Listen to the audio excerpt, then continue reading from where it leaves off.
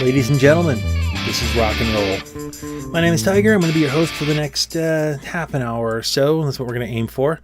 This episode is being brought to you by my bid to make it to the New England Classic, which is a Tour de Cure event raising money for the American Diabetes Association. So if you like the show, or at the very least find it moderately amusing, consider going to the link that's hopefully going to be at the bottom of this podcast and donating to my Tour de Cure page to give money to the American Diabetes Association. We'll get into more details about that at the end of the show, but suffice to say for now that I'm a type 2 diabetic. This one's a personal fight. So, true story. I actually had this episode done. It was in the can. It was ready to go. And then I realized that I had presented some of the information very poorly. So I would much rather get it clearer. I would much rather get the message clear than to kick it out and get it out on time. So we're going to try to get these episodes out earlier in future shows. And also, I should mention this too, that I get how these shows are supposed to work. You're supposed to put a clickbaity thing in the title, and then string the audience along for 30 minutes or so, and then drop your bombshell at the end, say thank you, good night, run off stage. That's not my style. Never has been. So instead, let's give you the opinion up front, and then we'll spend the rest of the episode talking about that. Sound good? All right. Clickbaity title, helmets, at least as far as cycling goes. Very contentious. Now, in some places, it's a no-brainer. Hashtag dad joke. Australia, I believe New Zealand, a couple other countries actually have laws on the books that you have to ride with a helmet. There's just no choice. If you don't, you get fined.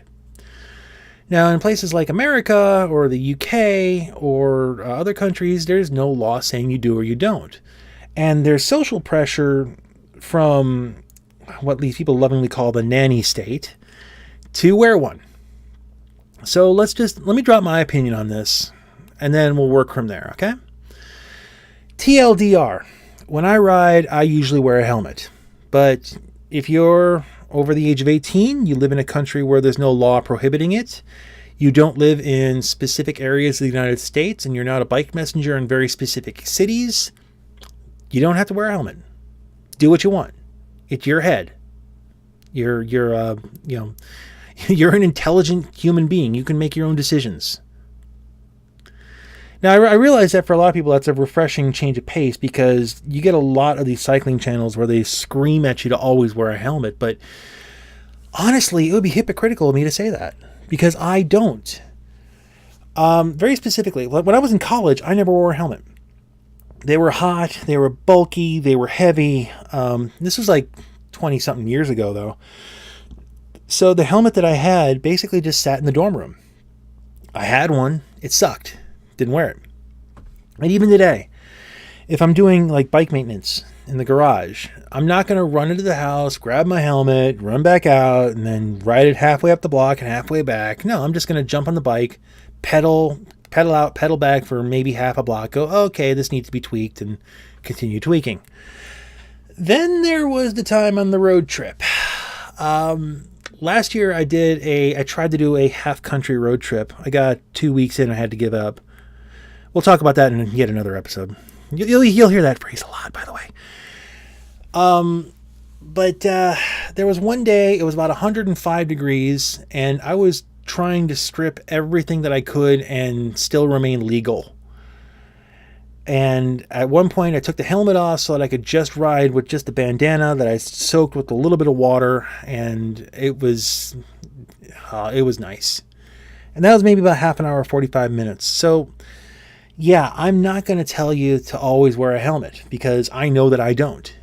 And in fact, a lot of people don't, but they don't admit it. Mainly, they do the same thing that I do. Oh, hey, I just need to tweak this one thing on the bike. Does it work? Yeah, it works. Okay, we're good.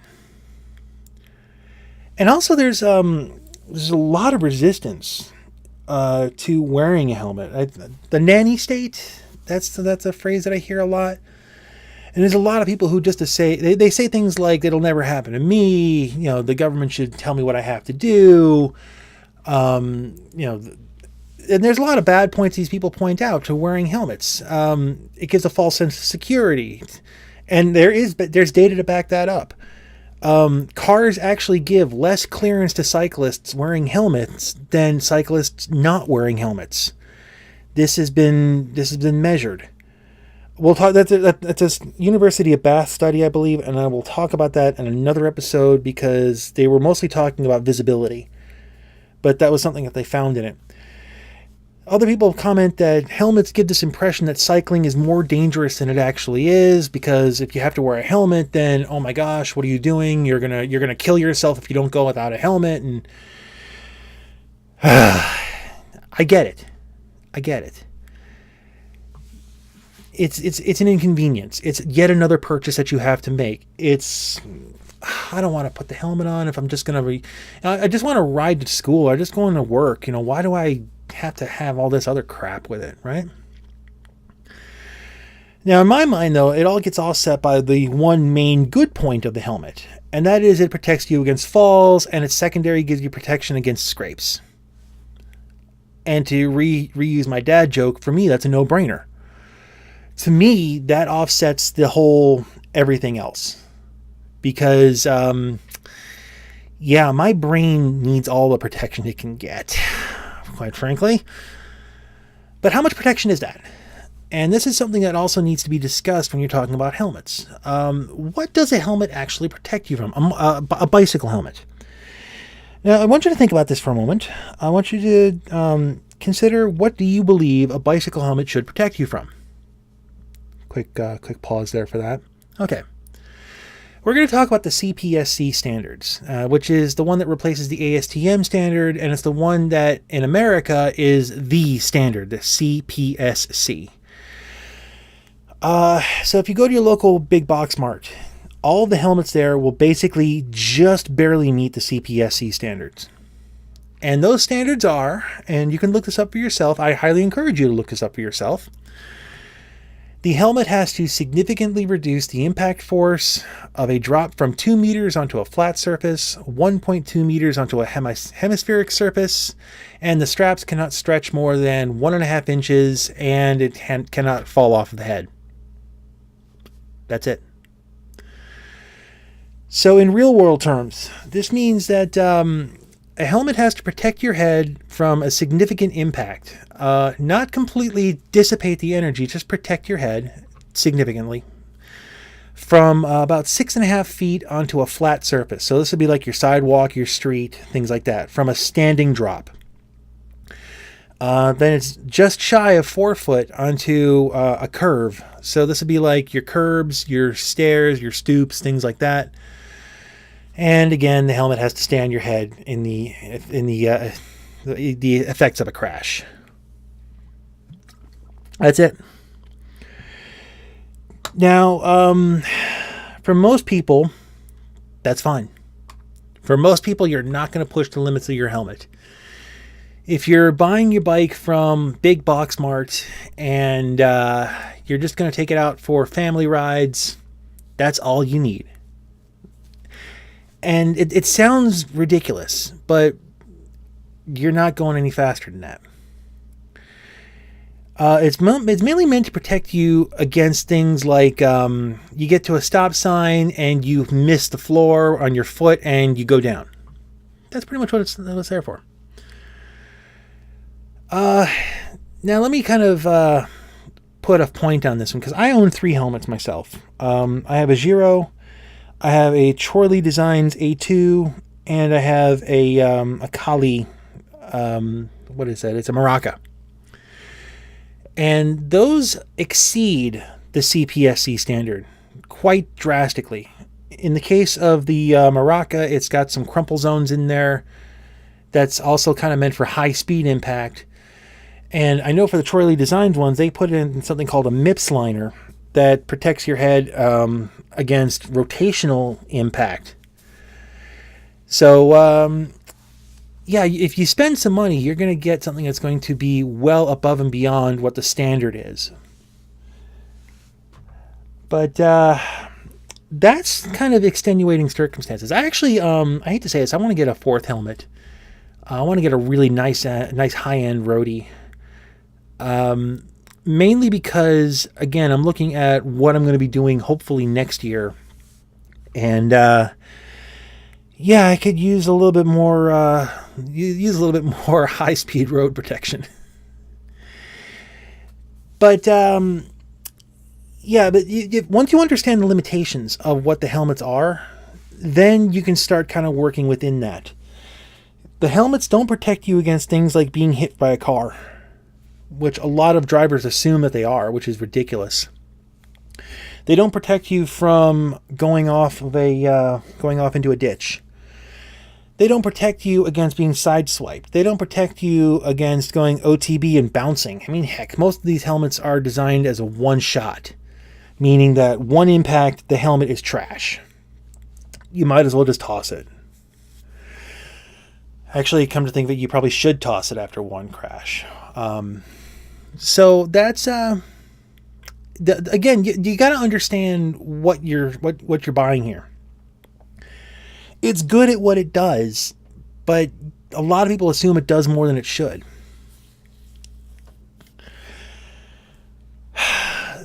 That includes lawmakers. And every once in a while, people will bandy this idea of having a mandatory helmet law. And I am completely against it. I don't think there should be a mandatory helmet law. Now, if you do events, if you do, like I keep on saying, I'm doing the Tour de Cure next year, at least I'm hoping to, with your help. That's a mandatory helmet. No lid, no ride. Okay, that's cool. I'm down with that. I'm perfectly fine wearing a helmet for rides like that. But I am against mandatory helmet laws. Australia has a mandatory helmet law, and they're actually a very good test case for why it's a bad idea. The biggest one, and let me actually kind of grab this quote here. There's a website called CityLab, citylab.com, and they did an article in, when was this? 2017, entitled, Why Bike Helmet Laws Do More Harm Than Good. And I'm just going to quote directly from the article. In 1993, New South Wales, Australia, commissioned a study to see if the new helmet law for children was increasing helmet uptake. It did, but researchers also found, the researchers also found 30% fewer children were riding to school. In New Zealand, where helmet compulsion was introduced in 1994, the number of overall bike trips fell 51% between 1989 and 1990 and 2003-2006, according to one research paper. Mandatory helmet laws discourage cycling. Now, I mentioned before some of the social aspects of why helmets are bad. And a lot of people, when they see this whole, the government telling you have to wear a helmet, it gives the impression that, well, cycling has to be dangerous then. I mean, if you have to wear a helmet while riding a bicycle, then I'm just not going to ride a bicycle. And there's a lot of people who just don't bother with I don't want to do it. Wearing a helmet every day is going to suck. I don't want to do that. Matter of fact, Australia has bike sharing systems, like a lot of major cities. If you live in a major city, there's this bike sharing thing, and it's a really cool idea. You go up to this like kiosk. There's lots of bikes that you can rent. You put in a little bit of information. Usually you have to pre-register for it. But then you can rent a bicycle for about half an hour, ride it almost anywhere in the city, and then just lock it up at another bike, and get another bike share stop. And there's usually stops all over the city so that you can literally ride from place to place. You don't have to worry about locking up your own bike. You just throw it in the rack, and then you only pay for what you use. I know in Milwaukee we have it. It's called Bubbler, and it's wildly popular. I see a lot of people on Bubbler bikes. You get London, New York, Chicago. All these are very popular. Then you get Melbourne, Australia, where they have mandatory helmet laws. Nobody's on those bikes at all. None. And a lot of it's pretty much has to do with the mandatory helmet law. because people aren't going to buy a helmet just to ride a rental bike. They're not going to rent a helmet because, oh, that's gross. You know, do you really want to put on a helmet that somebody else had on all day? Gross. Yuck. Right? So it discourages people. Now, anecdotally, when I ride here, there's very different crowds, and you see them depending on what time of day you go, and actually sometimes what day you go. If I'm out on a weekday morning, that's usually the hardcore crowd, right? These are the people who are trying to get in their miles before work, and almost all of them are they're all mammals, middle-aged men in lycra, but they're all wearing helmets. Occasionally I see the occasional triathlete guy go by and he's wearing the Aero helmet. But yeah, the morning crowd, like 6 a.m., 7 a.m., they're wearing helmets. As you get into the afternoon, you get into most of the retirees, and they're about 50-50. After school, well, all the kids wear helmets because the rules on that particular trail that I go on are that kids under the age of 16 have to wear a helmet, which they do up to about age whenever their parents aren't around, and then they take them off immediately. Mid-afternoon, you get a lot more of the casual riders, and none of them wear helmets at all. You get a lot of people coming back from work who are not wearing helmets either. And then, later into the evening, it's a mixed bag depending, but it's always kind of strange because the more skin-tight lycra you see, the more likely you are to see a helmet. And I know that if they made helmets mandatory on that trail, that easily half of those people would stop riding. Easily. Because I don't want to wear a helmet when I go ride, and I get it. I get that. So it would have a very drastic effect, at least here. And it's been proven. It's had a drastic effect in Australia. But the other question is, does it actually prevent more head injuries? Yeah, sure it does. If you're not riding a bicycle, you're not going to injure your head on one. So I guess, in a way. And again, to kind of put, not to put some kind of point on this, but the top 10 cycling cities, they don't wear helmets there. And one of the reasons that works, and I should do an episode about this entirely, but there's the herd effect, in which drivers are so used to seeing cyclists that the cyclists don't have to wear helmets to protect themselves because drivers are already looking for them. One of the reasons that we have to wear helmets when we ride on the street is because in America anyway, the cyclist is not the norm. You don't see a lot of people on bikes. Well, okay, maybe you do, but you don't see a lot of people just going to the store on their bike. You don't see a lot of people just running an errand on their bike. They just don't do it because America. I'd like to see it change. There's also there's talk. I could talk here about infrastructure, and I could talk about protected bike lanes and all that other stuff. But let's just focus on one thing at a time here. Let's see. There are some exceptions, as I mentioned, kind of in the opening here. If you go to helmets.org,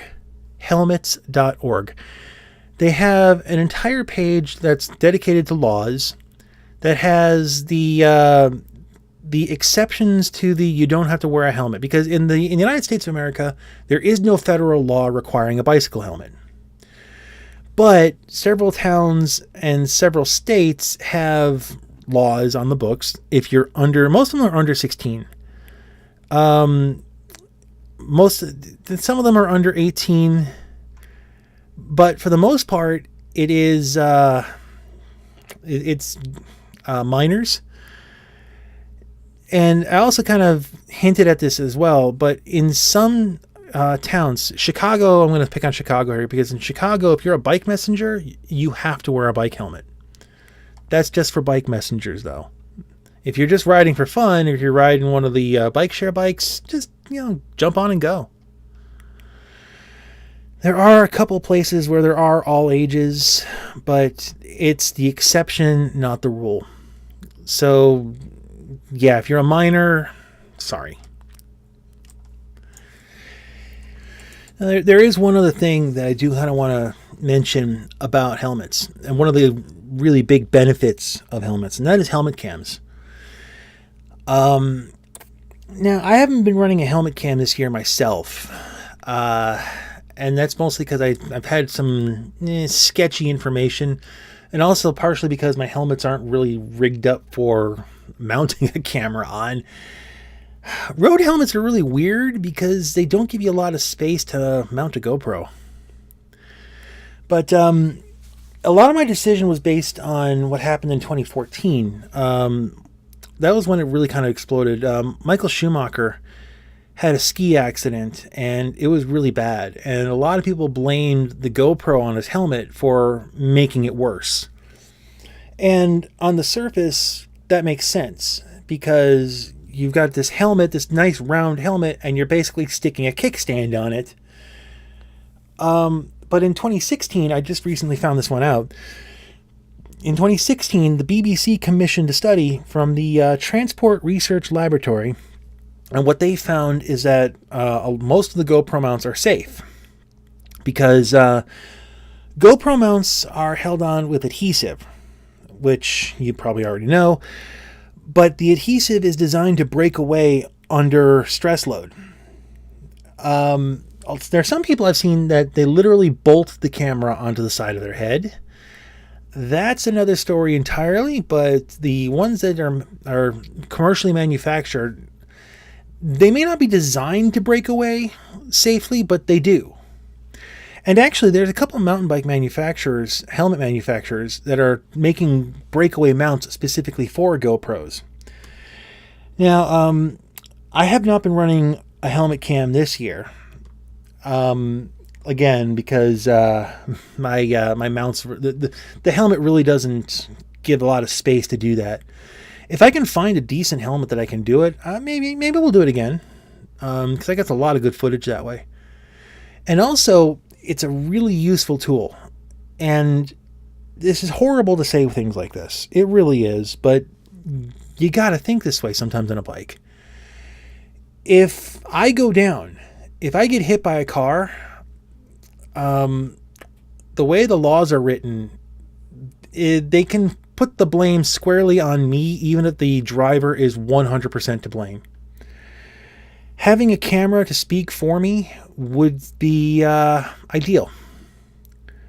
And yeah, it's morbid, but you have to think like that as a cyclist sometimes. Assuming, of course, that they're going to use that footage, but grumble, mutter. I guess what I'm getting at in all this is, wear a helmet, don't wear a helmet, don't care. It's your head. Now, I'm going to encourage you to wear a helmet, but if you're out on the trail and I see you riding without a helmet, I'm not going to yell at you, and I'm certainly not going to preach at you that you have to wear one. But do keep in mind that if you want to do a group ride, or you want to do some sort of a charity ride or anything like that, they're probably going to require you to wear a helmet. So why not get used to it? And honestly, spend the money on a decent helmet. You can go to your local big box mart and you can spend $30 on a cheap helmet. And yeah, it'll do the job. But it's going to be hot, it's going to be bulky, it's going to be heavy, and you're going to hate it. And to kind of quote what I heard somebody from Bell, which is one of the major helmet manufacturers. Was it Bell or was it? It doesn't matter. All the helmet manufacturers kind of agree on this one, I guess, that the best helmet's the one that you're going to wear. So go to your local bike shop, find a good helmet, buy it, use it, be protected. That's the best advice I can give you. Now, I mentioned the group ride thing, and brace yourself. Here we go.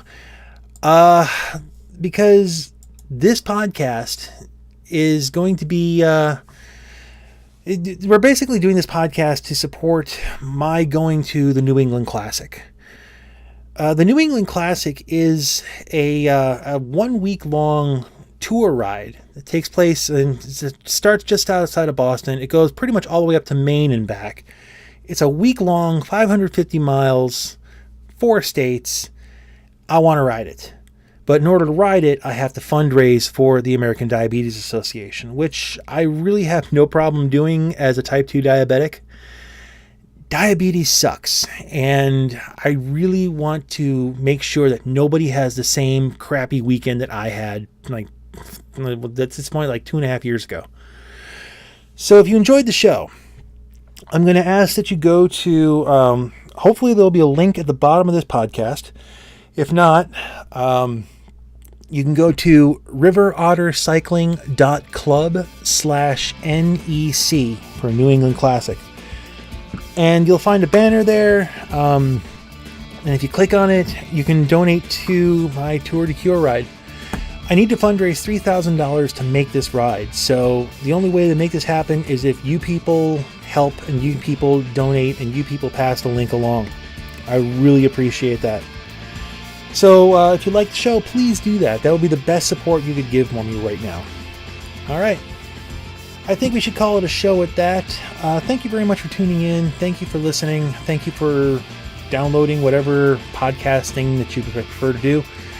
We'll pick this one up again next week. This is the kind of show we're going to be doing here. So thank you very much. I will see you then. Be safe. Have fun. Have a good week.